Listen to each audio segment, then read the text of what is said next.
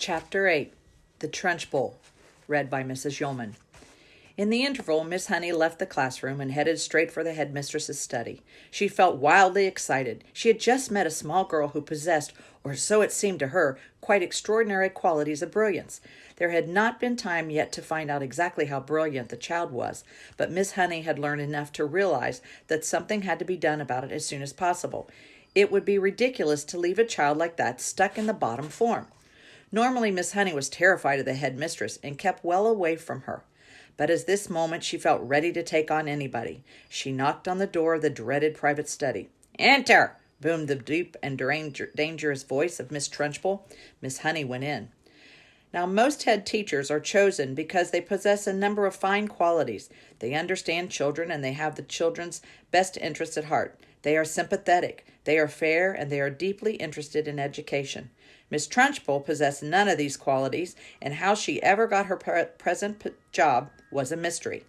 She was above all a most formidable female. She had once been a famous athlete, and now even the muscles were still clearly in evidence. You could see them in the bull neck, in the big shoulders, in the thick arms, in the sinewy wrist, and in the powerful legs.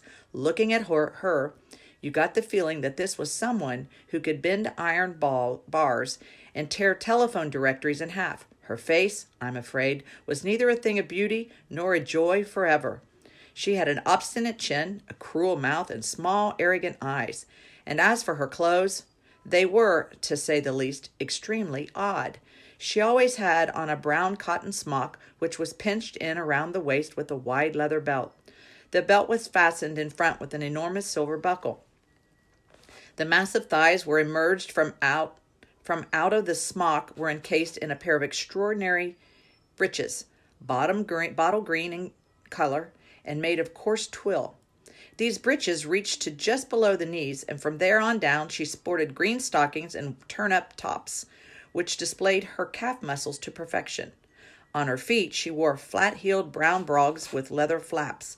In short, she looked more like a rather eccentric and bloodthirsty follower of the staghounds than the headmistress of a nice school for children.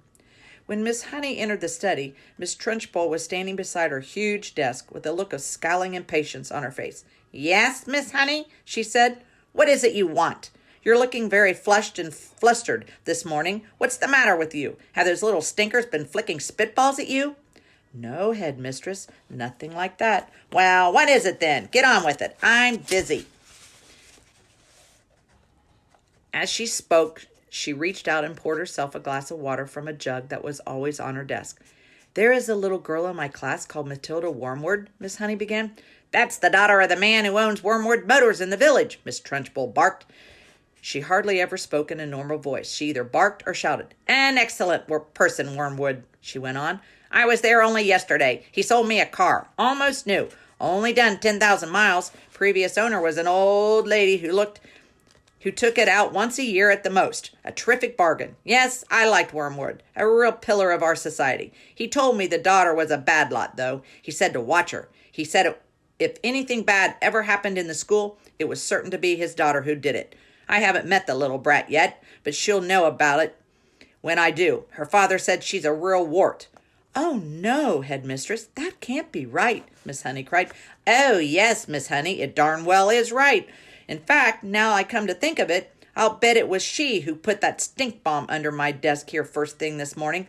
The place stank like a sewer.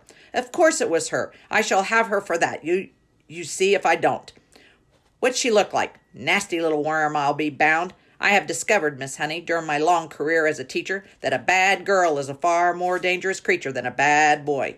What's more, they're much harder to squash. Squashing a bad girl is like trying to squash a bluebottle.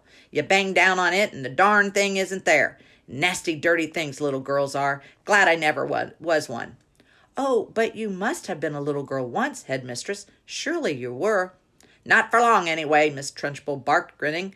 "I became a woman very quickly."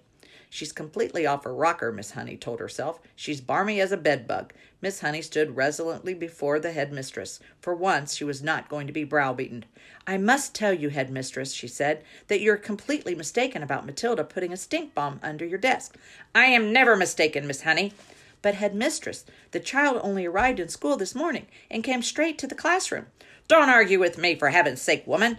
This little brute Matilda, or whatever her name is, has stink-bombed my study. There's no doubt about it. Thank you for suggesting it. But I didn't suggest it, headmistress. Of course you did. Now what is it you want, Miss Honey? Why are you wasting my time?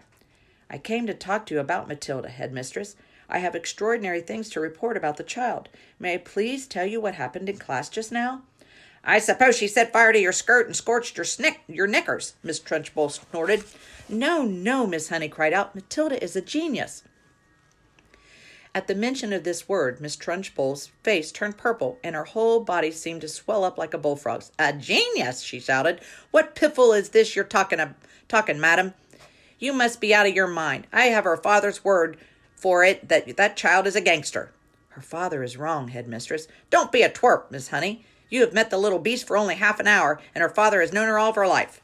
But Miss Honey was determined to have her say, and she now began to describe some of the amazing things Matilda had done with arithmetic. So she's learned a few tables by heart, has she? Miss Trunchbull barked. My dear woman, that doesn't make her a genius. It makes her a parrot. But headmistress, she can read. So can I, Miss Trunchbull snapped.